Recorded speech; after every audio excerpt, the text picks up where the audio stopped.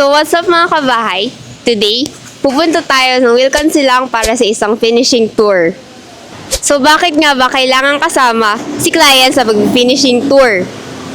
Importante ang finishing tour dahil ito ang pagkakataon para maipakita natin sa client ang actual material na gagamitin sa kanilang project.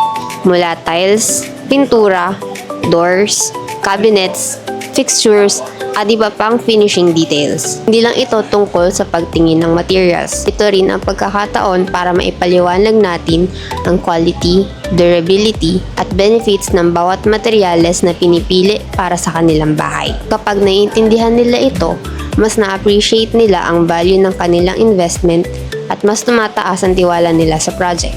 Higit sa lahat, nakakapagbigay ito ng transparency. Nakikita ng client kung saan napupunta ang kanilang budget at nakakasiguro silang ang natatanggap nila ay ayon sa napagkasunduan. At the end of the day, ang finishing tour ay hindi lang tungkol sa mga materyales. Ito ay tungkol sa pagbibigay ng confidence, transparency, at satisfaction sa client. Dahil kapag alam nila ang quality ng bawat detalye, mas mararamdaman nilang tama ang investment ng kanilang ginagawa.